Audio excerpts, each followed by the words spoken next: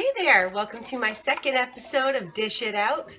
Last time, my first video, I didn't realize as I was filming, or maybe, I'm not sure if it was as I was filming or somewhere in the editing process, but the last 15 minutes of my video got cut off, so it kind of ends abruptly. There we go. So let me think. There's a few things I was about to talk about that I didn't get to talk about because I got cut off. I was starting to get into about how I'm so happy that there's a window here in front of my sink while I do dishes. I don't know if you can see in the reflection of my glasses. And that's because there's something that's always stuck out in my head that my sister told me when we were kids. We used to have this playset kitchen. It was like plywood, but it looked like a microwave was there and had all these cool pictures and had a little toy sink and an oven and that. Well, one time I was doing dishes at the toy sink, which ironically, I'm doing them now. I really aimed my aspirations high in life. I dreamed to be a dishwasher. Okay, so we got that kitchen set for Christmas one year, and it was supposed to be from Santa.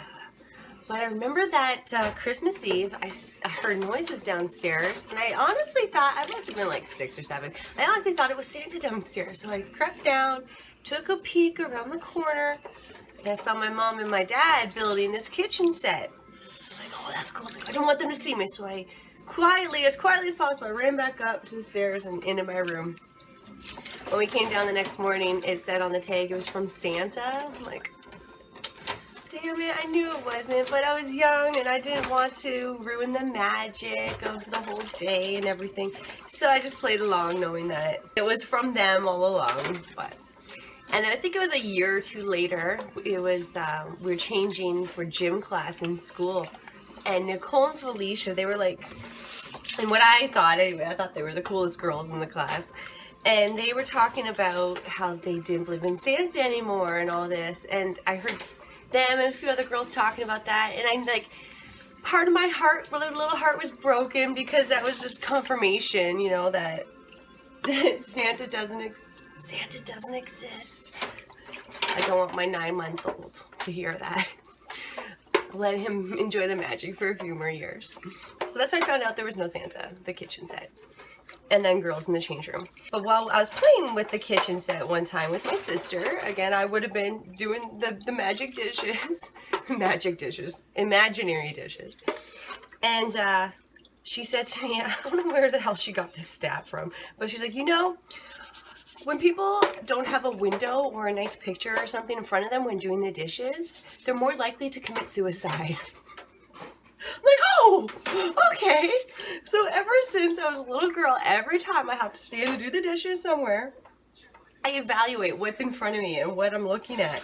And I think about how much, wherever I am, whoever lived there and had done dishes there the most, I wonder how suicidal they are.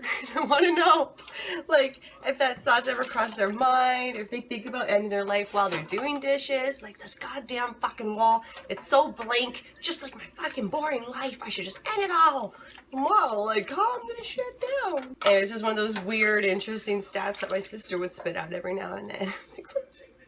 How'd you learn that? She was also very proud to teach me and my best friend Jeffrey about sex ed when we were kids too. Because she was 2 years older than me, so she learned that before we did. I think it's grade 5 they start teaching that. We had this little playhouse that had a chalkboard in it, and she had to draw the uterus and the fallopian tubes, and she's like, this is what it looks like. And me and Jeff were like, what? That's so creepy. It is creepy looking. I have one, I don't like to see it. Man. That's something I'd actually talk about in one of my stand-ups, is about how when I was giving birth with Logan, my oldest, they asked me if I wanted a mirror so I can watch him come out. I said, hell no, I want to enjoy all of this when this is over with, thank you. That's one of those images that you can't unsee. However, my husband was with me the whole time, and like I say in my stand-up, oh man, that guy saw everything, and bless his heart, he still kisses it. I still like that joke. Oh, okay, I was watching Cam Haines on Joe Rogan's podcast, The Joe Rogan Experience, And, oh no, Joe Rogan, Powerful Experience. I think that's it. He was talking about how his oldest son is, he quit the job that he was in. He's going to join the service.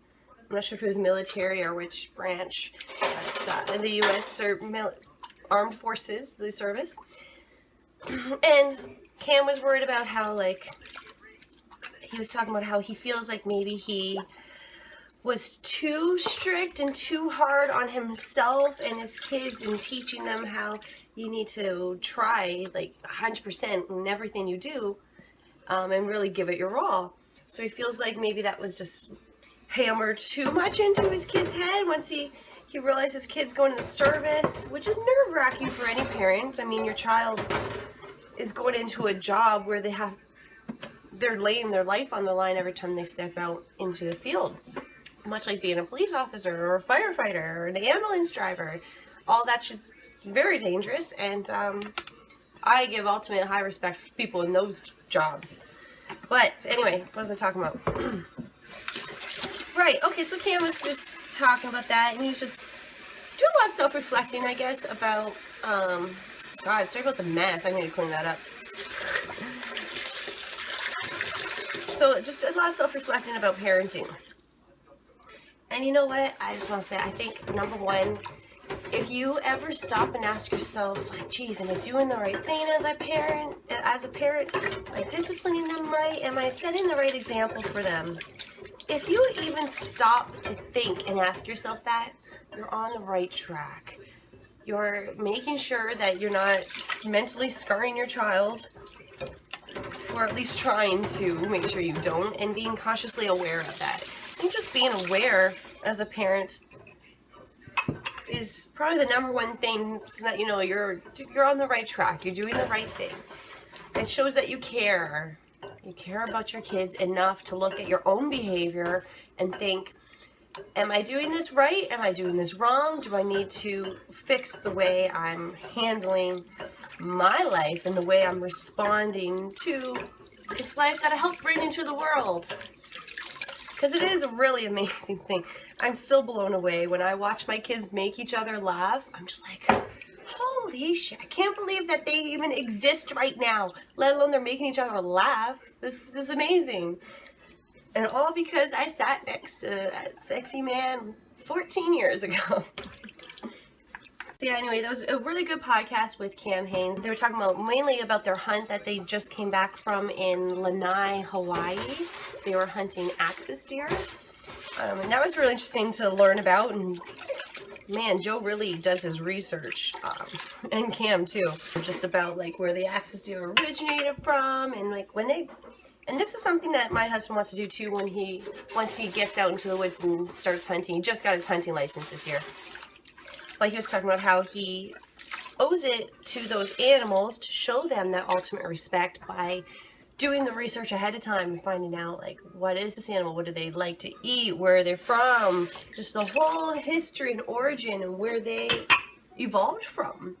Not only does it give more ultimate respect to that animal, but also you can use those skills that you learn, that knowledge you learn, as part of your tactics when hunting it. Oh, like when you're bow hunting instead of with a rifle. You have to get much closer, so you need to learn those tactics, how to stalk it, how to get that much closer to get that pure, clean kill shot that will be as quick death as possible.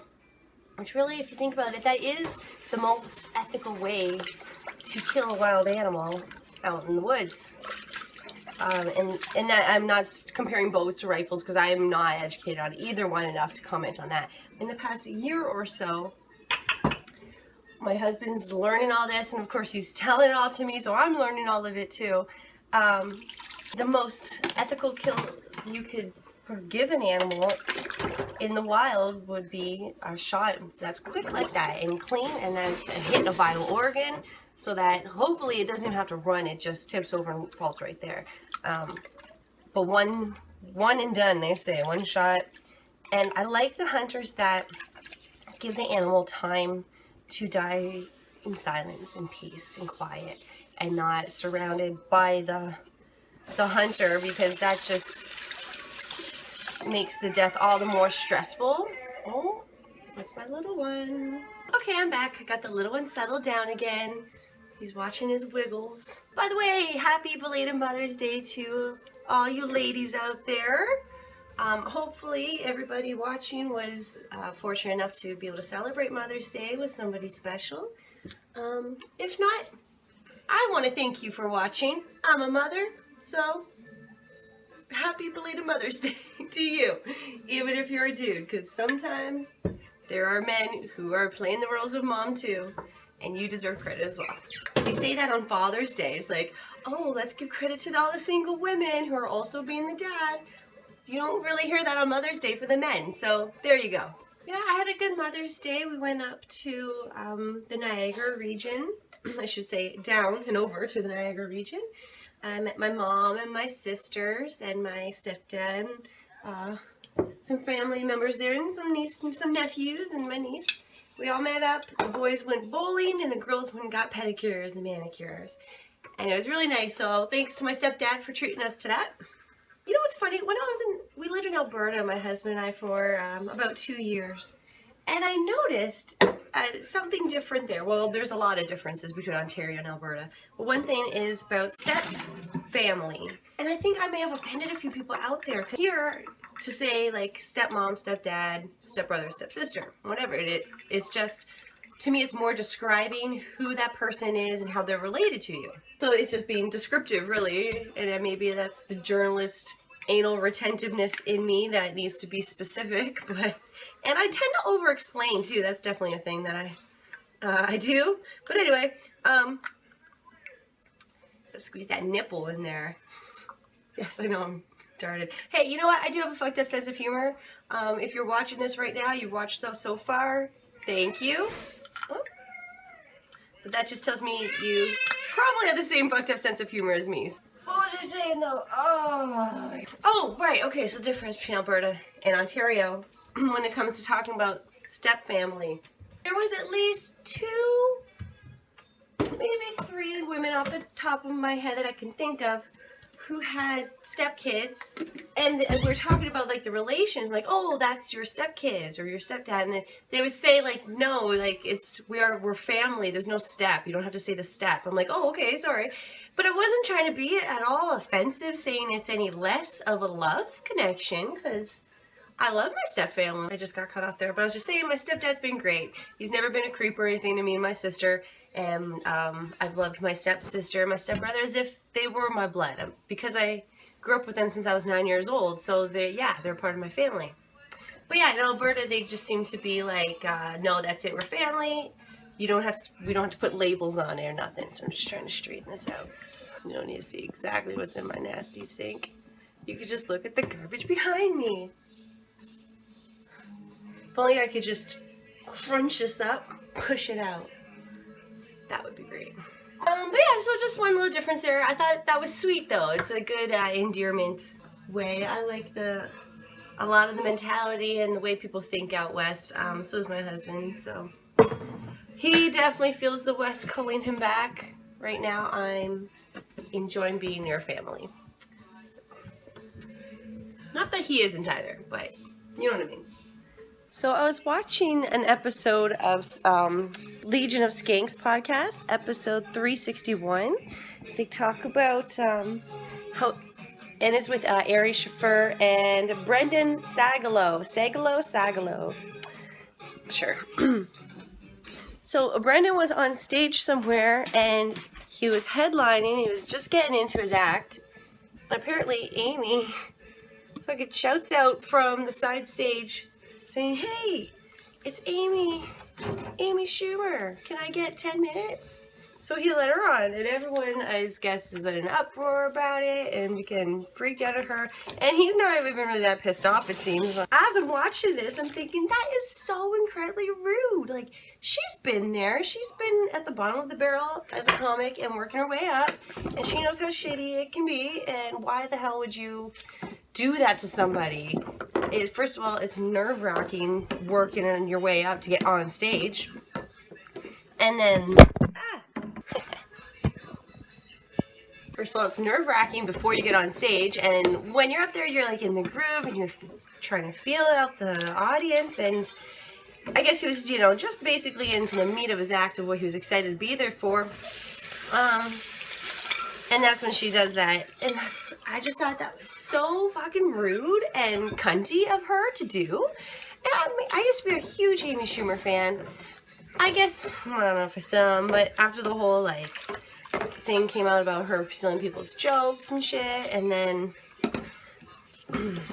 hearing about this, like, that attitude is so fucking ignorant. I could not believe that. Like, what? Is it just because I'm Canadian that's just absolutely unacceptable? Like, you don't do that to somebody. You pay their respects and you ask to go on next, maybe. That would be doable. But fuck. You don't interrupt someone's act. Like, how much of an ego trip are you on to think that that's okay? And I'm glad that they finally said it on that podcast I was watching. I'm only like halfway through it. But they said, like, that is very poor etiquette for a comedian to have. Like, so that's unfortunate that she's getting like that. Because, man, I wrote sketches that I wanted to send to her, but not now. Not now. Now I should just put them together myself and put them out. Hey, who wants to come be an actor in some of my sketches and help? So my husband and I want to start a podcast called Foot in Mouth Podcast. And it's just going to be like us talking about random stuff, totally, what's the word I'm looking for? Uncensored? Oh no, that's not quite the word. It will be uncensored, but that's not quite the word I'm looking for. Oh, don't you hate when it's like at the tip of your tongue and you know what you want to say, but you can't quite fucking grasp it? That's why I love Shift F7 on Word. That's a shortcut for pulling up the thesaurus. So he's super into hunting since this past year. He's gotten his gun licenses, his fishing licenses, his hunting licenses, fucking everything that he needs. We got a canoe, and he's really taken on fly fishing. So we'll be talking a lot about that and his journey into that whole world. And my journey being dragged along into it with him. No, I think it's good. It's a great positive change for the better. I was watching Last Man Standing on Netflix, which is fucking hilarious. And I agree with a lot of what he says. He was saying the one part, nobody cares more about nature and animals than hunters. And I don't know if he says hunters or conservationists. He probably says hunters at that time. But anyway, he goes on to say, nobody cares more about animals than hunters. And that's because we want there to be, he says it a lot, we want there to be animals and all that to exist in the future for our future generations and our kids so that they can kill them. Just how he says it, it's just a little hilarious slap in the face to the guy he's talking to at the time.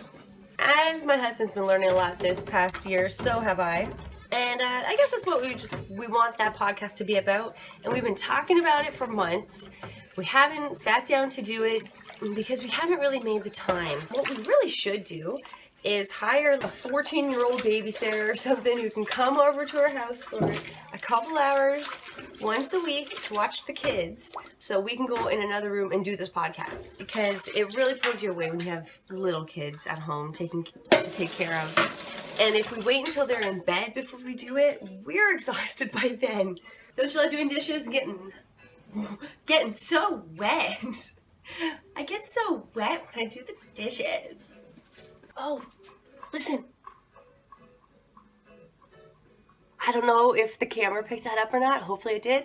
But that was the sound of a horse and carriage going down the street, because we're surrounded by Mennonites here, which is actually pretty cool. I like it. But anyway, all the Mennonites I've met in this area have been super nice and super sweet. Most of the townspeople here anyway have been great. Just smile and say hi as you pass. You're an actual fucking person in front of them. A lot of the bigger cities, I find you're like a ghost. Everybody's in their own world. And it's not even like it's a big bubble of what they acknowledge. It's tight a fucking tight bubble around them. Phones in hand, walking down the street like a zombie. That's insane to me. I cannot do that life. That's what it felt like when I went to New York City. No offense to everybody who lives in New York City. Let's hear it for New York. I'm sure it is the city where dreams are made of. But for me, when I went there, I think it was a combination of things. Okay. I was 20. It was over my 20th birthday. I went there for work.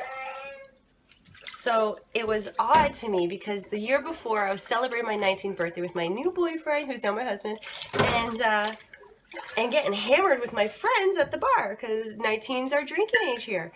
Go to the States, sure enough, of course, it's 21. So my 20th birthday, I was so bummed out because I couldn't even have a drink and party like I did last year. I'm like, what the fuck? I'm going in reverse. This is so weird. And, but, you know, at least like I say, I've been there. It was cool to see. It'd be a totally different experience if I went with friends and family. I went with work colleagues, which were great people. They're nice enough and everything, but it wouldn't have been the same experience as if I went with my man, you know? Or my sisters or something. So who knows, maybe I'll go back again. In my opinion, will change. But anyway, what was I saying? Oh, yeah, oh my God, if you've never been to New York City, it's like a sea of people walking down the streets. Especially early morning, like rush hour exists on the sidewalk as well. Not just the highways. That's what I'm used to. Rush hour on the highways. Driving in my car on the QEW. I love South Park. Which road do we go? Take the road! The road to Canada! We're huge South Park fans. It's okay, we don't mind being made fun of. But I guess Canadians,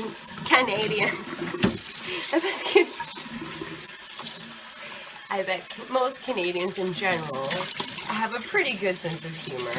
But one time I feel like I was an ass. I was in San Francisco. I went down to, it was near the docks, near the Fisherman's Wharf, and I had to go there for a dinner. It was like all the press had a dinner together because I used to work for a Canadian Musician magazine, so I had to go for a press dinner. And anyway, I was leaving there, and I decided to walk back because it was gorgeous out that night. And I realized I was in my early 20s at that time. I was in San Francisco with no close friends or family. Just, again, my work colleagues, which again were great people. But at that dinner, I went by myself. They were back at the hotel. So I was literally in a place in time where nobody who I knew personally knew where I was. And I don't know if you've ever been in that situation, but when you realize it, that's where the situation you're in, nobody knows where you are, and you're so far away from home, you're on the other side of the continent. It feels, I guess, a little bit unnerving, but freeing at the same time. Like, I loved it. I loved the energy I got from that. It was just, can't put the words to it. I guess freeing, exasperating is what I want to say, but it wasn't like in a bad way. I don't know. But I started to get a little bit anxiety over it the more I thought about it, because I'm like, I keep walking, and I'm like, man, this is a further walk than I thought. It's getting dark. I'm by myself. I'm in a small black dress, and like, this isn't starting to look the greatest, and I clearly look like I don't know where I'm going. Well, I had an idea where to go. I knew I would be fine. I could get there, but I probably looked new to the city, which I was. So, again, this is San Francisco, which gorgeous city. Super nice people, too, the ones that I met. Everybody was really sweet and kind to me, so that was good. I decided I better stop walking and I better catch a cab. So, or trolley or something. So I started asking, and then I passed some people that looked decent, like, hey, do you know when the next trolley's coming? And they're like, oh, the last one's up there a few blocks, and it's like at 10 o'clock, or I can't remember what time it was. It was later than that. It had to be like 11:20 or something, so it was the next train or something like that. I don't know. Anyway, I wasn't sure if I was going to make it in time, so I'm like, okay, thanks. So I just kept walking towards that way, and finally I kept on walking, and I saw a taxi cab, so I waved him down, like, are you free? Can I get extra ride? He's like, yeah, no problem. And then up a little ways, he stopped, I don't know if he picked me up first or these guys. I think he picked me up first, and then he stopped again for 3 guys that got in, and they're like, do you mind sharing the cab? And I'm like, yeah, no, that's fine. So they hopped in, and they were already pre-drinking. They were going out to the bar, and I was done at that point. I was so tired. I knew I had a trade show the next morning. They invited me to go out with them, but I said no thanks, and that was why. And they asked where I was from. I'm like, oh, I'm from Canada. And one guy was already half in the bag, and he goes, oh, you're from Canada, eh?